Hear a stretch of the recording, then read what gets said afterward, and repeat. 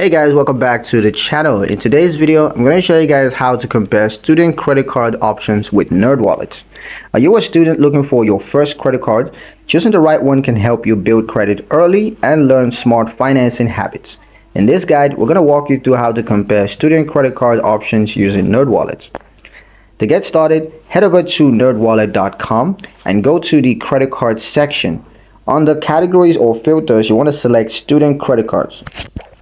You're going to land on a curated page that lists cards specifically designed for students, with low fees, flexibility requirements, and perks tailored for beginners.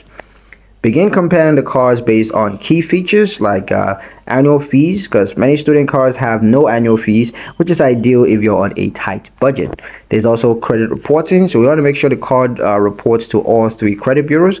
This helps you to build a solid credit history.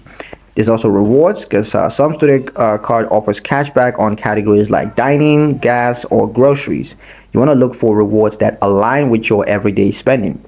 Also, you have introductory offers. Some cards may offer a small sign-up bonus or 0% intro APR.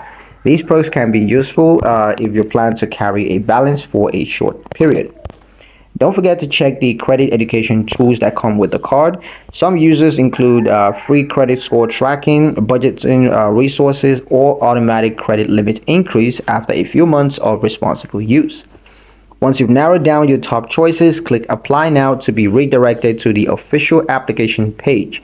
Fill in your personal details, school information, as well as any income you may have. Even part-time work or financial aid might count.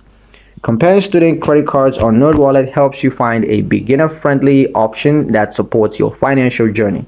Pick a card that matches your spending habits and start building your credit the smart way. And that's pretty much it for this video, guys. Hope you liked it. Hope you found this information here useful enough. If you did, like, share, and subscribe for more helpful tutorials. Thank you guys for watching, and we'll see you in the next one.